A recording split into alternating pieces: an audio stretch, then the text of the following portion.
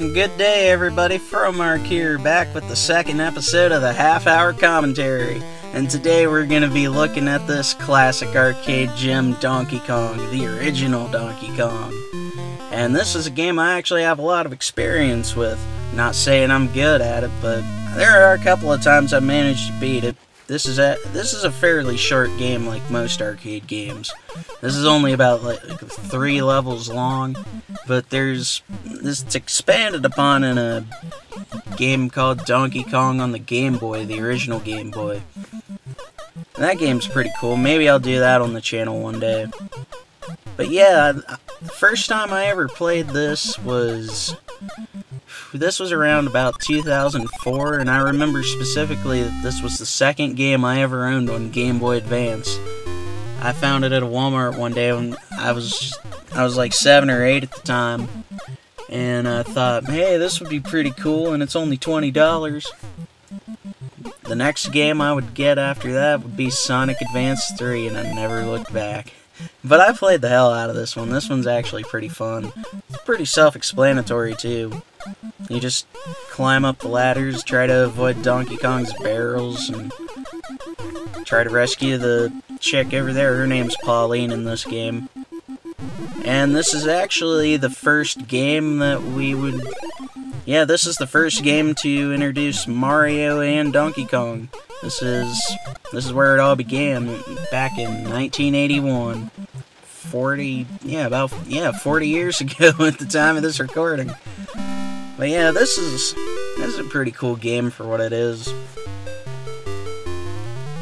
I mean, it's definitely not easy, but it's pretty fun. And I actually had a lot of fun going back and recording this when I did. But this is just kind of to serve as a buffer in between my Sonic 1 commentary that I did a while back and the upcoming Sonic 2 commentary, which I really can't wait to do. Still really hoping to get a guest on board for that, and as soon as schedules are clear, hopefully that's going to be the plan.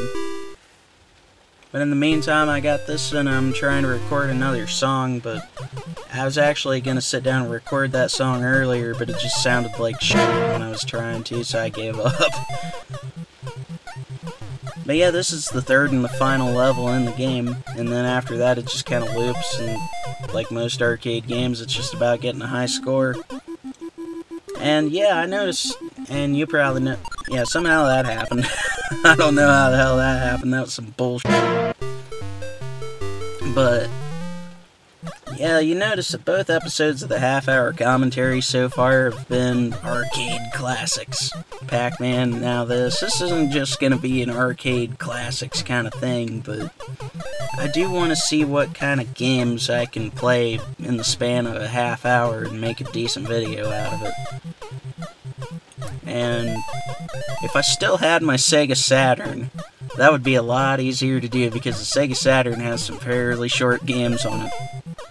And I miss that. That was the highlight of my video game collection. Like, it doesn't get any better than that. I think I've brought it up before, but I owned some of the most valuable games on the system. 2 of the final 5 to be released on the system I owned, not at the same time, but at one point, and that was Burning Rangers and what was that other one? Magic Knight Rare. Both of which are pretty cool. The Saturn was a very underrated system, and unfortunately back in the day it just didn't sell anything, and most of the games for it are really super expensive and hard to come by. But at one point or another, yeah, there was 2 different points where I owned a Sega Saturn. The first one I got was back in 2015 actually. Right before I graduated, I seen the opportunity to get one off of eBay, and it seemed like a good way to get over a breakup I was going through at the time, and it was a smart decision to get that system. I had it for a couple of years, and then unfortunately I sold it off, and I can't remember the reasoning behind why I sold it off, but I have a story to go with that too. my copy of Magic Knight Rayearth. Okay, this is like a $350 game, and I was gonna take it to this shop and sell it, and I was trying to take a whole bunch of different games in at the same time, so my hands were pretty full. And when I got up to the sidewalk, the steps right by the shop, I stumbled, dropped one of the games, and that game just happened to be the $350 game, and it fucking broke. It fucking shattered. That was a bad day. But the second time around, I bought a Sega Saturn around I think the 2017 or no, this is the 2018 holiday season. And I thought it'd be kind of cool to get back into collecting it, and I had the money to burn at the time. And that time around, I owned a ton. I owned a ton of games, some of the best ones that you could get. My biggest regret is that there were two games I never got to own on Sega Saturn, and I don't know if I'll ever really have the money or the living space again to have a giant Saturn collection. And unfortunately, the second time I sold it all off because I was just trying to make ends meet when I was with this psycho bitch at the time, and I was just burning money left and right just to it was dark times. But unfortunately, I had to sell out. Well, I didn't have to, but I decided to sell it off and got a pretty good chunk of money out of it, and I was able to sell my copy of Burning Rangers for what I paid for it. But yeah, I'm glad that I can say in my lifetime I owned one of the more rare gaming systems. It's kind of funny how I'm talking about Sega Saturn while there's a Donkey Kong playthrough going on here. But like I said, after you get to, well, it's a pretty short game and it's really self-explanatory. And I'm not knocking on it here. This is a pretty fun game.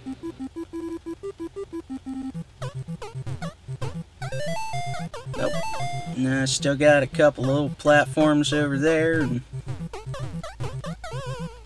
yeah, there's that one way down there at the bottom. But yeah, I was gonna attempt to record a song today, and my voice isn't quite up to par where it needs to be. And once again, folks, I've defeated the big bastard himself. And once again, I do believe the game will loop. But yeah, I mean, this wasn't originally going to be the second episode of the half-hour commentary. I had another game on standby that I recorded about a month ago, and I recorded this just a couple of weeks ago. I notice, you notice it and I notice it. I have a very inconsistent upload schedule. And unfortunately, I know that's going to kind of hinder the channel and any popularity this channel ever gets, but there's just a lot of times where my heart and my mental health are just not in it to be able to record anything of decent quality. This is probably the best I've felt to be able to do this in a while, and I've really felt the itch to go ahead and record the second episode and get it out as soon as possible. And I got a backlog of stuff to get on this channel. Like I said, I've got the Sonic 2 playthrough coming up. Oh, I just died. But I've got the Sonic 2 playthrough coming up soon. I've got another episode of the half-hour commentary recorded. And I want to try to get another cover song done. I still haven't made much progress on the EP at this point, as unfortunately it looks like I was originally going to try to see about getting it out in June, but at the time of this recording it's almost June, and I'm still 2 songs short. I mean, all I gotta do is write the words for it, but the words just haven't came to me yet to be able to finish this thing off. And that's really the biggest obstacle, which is crazy to think about considering that I used to write words all the time, and words used to be how I wrote the song first. Like, now I take a different approach where I build the songs from the ground up with a beat and then just play over the beat and basically just record something over top of another thing. And I've got the music completely recorded for those two songs, but I just died again. I've got the music completely recorded for those two songs, I just haven't been able, the words have just escaped me, unfortunately. But I do look to have that out by, I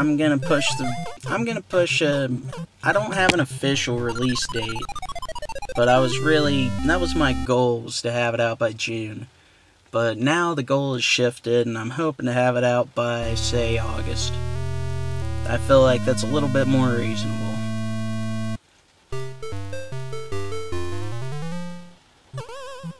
DK, Donkey Kong. Well, they're finally here, and they're performing. Wrong game.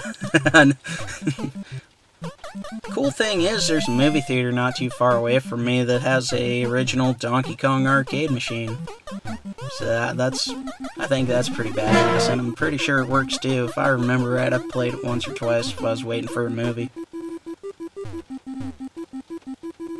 It's just like, the only two, I've managed to see a handful of arcade cabinets out in the wild, but not very many. For some reason, they pop up at laundromats a lot. Like this Galaga machine I seen a laundromat near where I used to work back then. And there was another laundromat that I used to go to that had a Miss Pac-Man machine. And to this day, I think it would be really cool to be able to get an arcade machine, and like a legitimate arcade, and have it in my house. But those things are a freaking fortune, if I'm not mistaken. Well, it looks like I managed to make it to the third level again. I'm not sure how many times I managed to loop back to the beginning, but it's really not a hard game once you get the hang of it. Yeah, there's some bullshit you gotta avoid, but overall it's pretty simple, pretty fun stuff. And this is actually the Game Boy Advance version that I'm playing here. It was released under what was called the Classic NES series, which included basically just NES versions on Game Boy Advance of the first Zelda game, the first Mario game, I want to say the first Metroid, and this. Maybe a couple others, but I'm not so sure. These are the only ones I'm familiar with. And I've played the Metroid one. That one's pretty fun. It's just the first Metroid game. Maybe one day I could do that for the channel if I ever figured out how to get through it. It's like there's a lot of games that I'm hoping I can play for the channel at some point, especially once I get the proper recording equipment, because back on the subject of a game collection, I still got a pretty good chunk of games that I could play. Like, I've got stuff for PS3, PS1, GameCube, and then I've got all the stuff from Sega Genesis, Game Boy Advance, NES, Super Nintendo, all loaded onto my Wii. So I've got no shortage of games. Man, it would have been cool if I could have ever still had that Saturn. I could have recorded some of those for the channel, because there's probably not a lot of people that do that.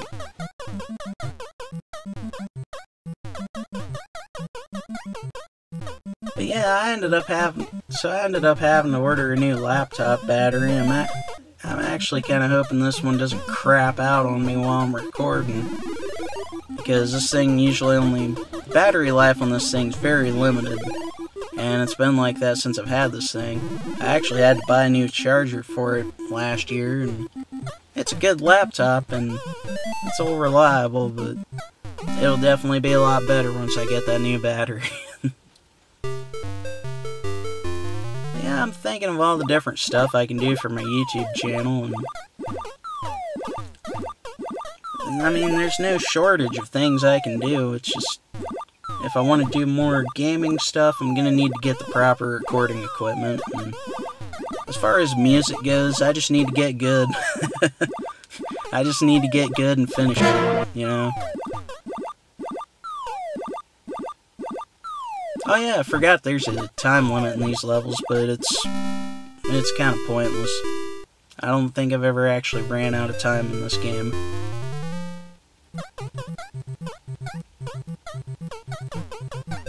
Yeah, I was thinking, yeah, the first Game Boy Advance game I ever owned was, it was Mario vs. Donkey Kong, which is a lot different from this. It's way different from this, but that's a pretty fun game. I haven't played it in a really long time, though. But yeah, I got my first Game Boy Advance in the Christmas of 2004, and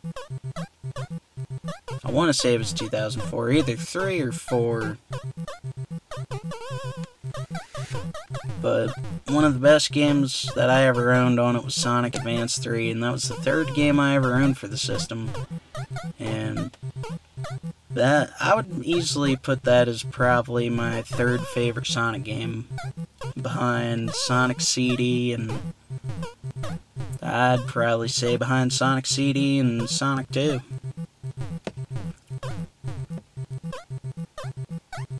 I was thinking of another thing I could probably do is, I feel like if I ever got another bicycle, I could probably make some kind of, I could probably make travel videos or something, or just do my Fromark Talk series while I'm on the road.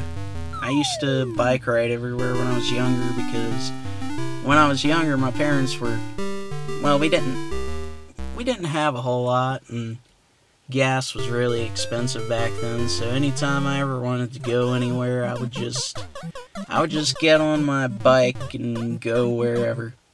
It didn't matter how far it was. I used to bike ride like 10, 15, 20 miles a day just to go hang out with my friends and just to get out of the house. I used to have legs of steel.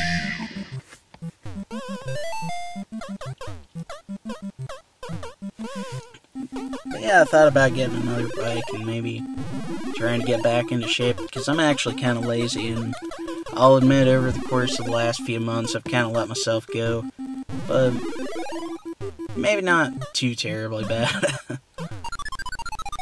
Like I said, some days I feel better than others, and it's just, that's a lot of what keeps me from being able to consistently put out content on the channel.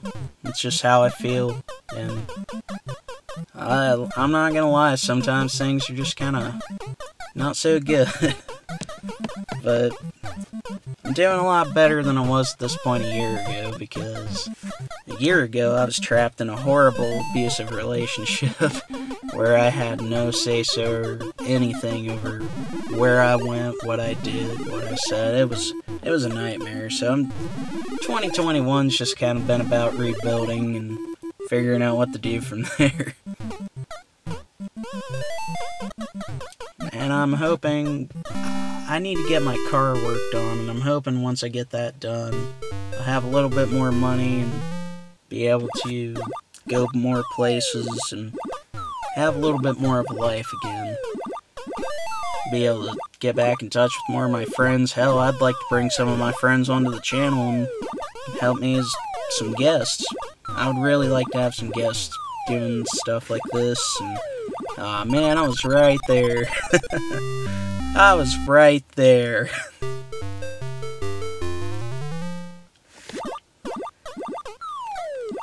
But yeah, I would love to get some guests on this channel.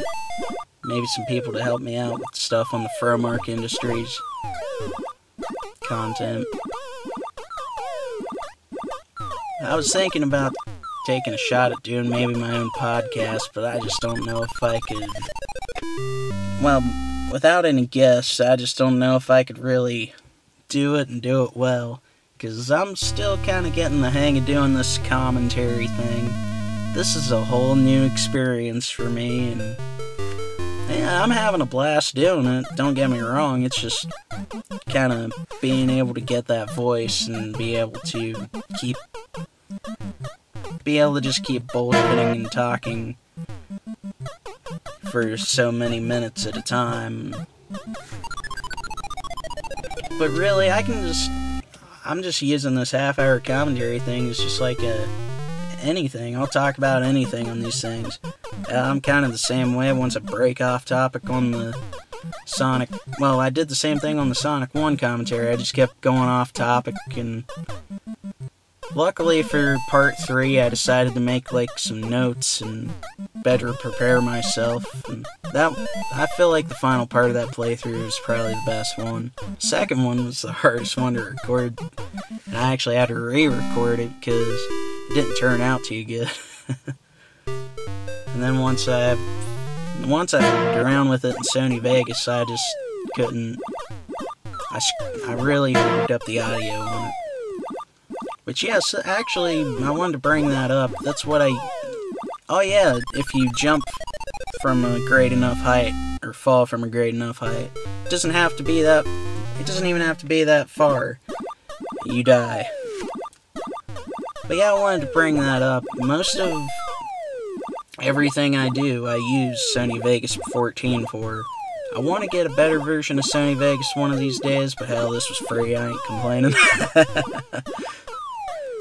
But I love Sony Vegas to death. This was actually a program that I was introduced to many years ago, because this is what a lot of people on YouTube use for their editing, especially people who make YouTube poops or do things professionally. People use it professionally and people use it unprofessionally, and I'm trying to get a handle on how to do both. But yeah, Sony Vegas is a pretty awesome program because you can do just about anything with videos in there. And everything but maybe the first 2 videos on my uploads list were made in Vegas, and that's just because the first 2 videos are videos I made way back in the day when this was still the Bagelman 83223 channel, and Fromark Industries was still Where's the Bagel Productions, which actually I want to get into where does the name Fromark Industries come from kind of shit here. And that actually started all the way back in like 2012, I want to say, because I had some friends. I had a friend that I would hang out with, and his family, they were some of the coolest people I ever met. But they used to call me Fro because I have really curly hair. And that was I used to hate the fact that I have curly hair, because it doesn't look as cool in my opinion. You can't do much with it. And I just died again. But a couple of years later, started hanging out with some other people. And that friend's neighbor started calling me Fromark.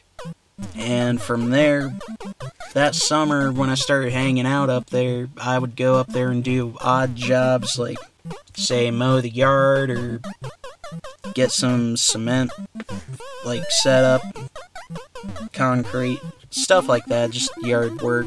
Anytime they needed me, I would just say, Fromark Industries is here, and they would either pay me in cash or pot. But that's how Fromark Industries was born, and it was a whole different thing from what was Where's the Bagel Productions, which Where's the Bagel Productions was a fictitious company I started way back in 2011, and this was when I was still when I used to draw. I used to draw comics and cartoons and stuff like that a lot more. And I was just my made-up publishing company at the time. And I still have a lot of those archived. I have tons of old comics that I made, because I did that for a few years, and that's what people knew me for in high school, was an awkward kid who drew comics. But some of them were good, some of them were bad, some of them were comics. But I wanted so bad to take it professional and get those published in, say, newspapers or stuff like that, but that was a dream that just never came to be, and the older I got, the more my imagination and creativity kind of just changed, and I just didn't have it in me to keep making comics after most of my audience, who were my friends who were like a grade or two ahead of me, after they all graduated. I didn't really have an audience, and that was kind of a shame, because that last thing I worked on back at the tail end of 2014 it was probably the best thing I worked on, and it got a lot of positive feedback. It was a series I put together called Toast Ghost, and it was about a haunted piece of bread. It sounds stupid, but like I said, it got some positive feedback back in the day, and I think that was a pretty positive note to end on, because from 2011 to late 2014, that's what I was doing. That's probably why I'm as stupid as I am now, because I didn't pay attention in class. I was just fucking doodling. but within that, like, 3 or 4 years that I was doing that, I wrote tons and tons of stuff, and it was pretty cool that I wasn't the only one doing it, too, because I had a friend who, he had his own series and comics that he was working on, and he wanted to take it professional, and that just never came to be either. But every now and again we'd get together and come up with ideas and work on each other's stuff. And one of the coolest things I still have in my archives is the one comic that he helped me fill in the blanks for, basically co-wrote. And this was probably back in like 2013. But I'm glad that I still have that, and plus I was originally going to sell the Where's the Bagel Productions company, or no, it was a merger that was going to happen, and I was going to merge with his company, Legend Productions, and I still got the contract that he typed up and I signed, and just cool little things from days gone by, you know. I'm glad I still got a lot of that stuff, even if I never do anything with it. That's just a lot of cool memories and good times. Who knows, maybe one day I can get back into the habit of drawing and coming up with stuff, and maybe I can make some animated stuff. I don't have the well, I got Photoshop, but I don't really have the proper tools that professionals use to animate stuff. As you can see, that one video, that Sonic cartoon I did, that was way back in 2012, and I did that on Microsoft Paint, and it really shows. But I tried so hard to master Paint. That didn't sound right. But I tried so hard to master MS Paint, and it's a decent program for what it is. I still use it to this day, but you can only do so much with it. And it's a shame that one of my comics I was going to turn into an animated series, and I even made one episode entirely in Movie Maker, Windows Movie Maker. This was my Sony Vegas back in the day. But I made it on Movie Maker and MS Paint, and it was one episode. I was going to make an animated sitcom of my series Work Hours, which was about these car salesmen who lived in Cleveland. And you gotta think, this was a time when I watched a lot of sitcoms. Situation comedies are my bread and butter. Those are like my favorite form of mindless entertainment. And a lot of people don't find it funny, but humor is subjective, I guess. But back in the day, that was like my primary inspiration for a lot of the comics I was doing back then. If you ever seen the archives, you would know that. Maybe one of these days I can get some of that shit scanned and post it. That would be pretty cool. I don't know if anybody else out there still remembers half that stuff, but that'd be pretty cool to post some of it and trigger some flashbacks.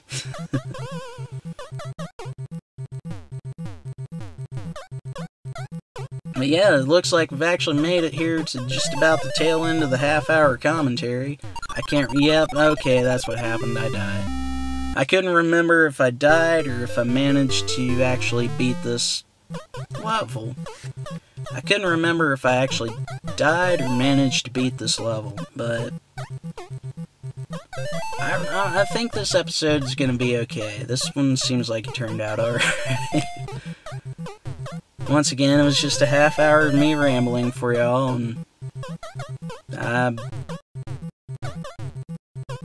that's what happened. I died. And that looks like the end of the half-hour commentary, folks, and I'm really grateful that y'all tuned in, and this is Fromark of Fromark Industries, and I'll see you all later. Good day.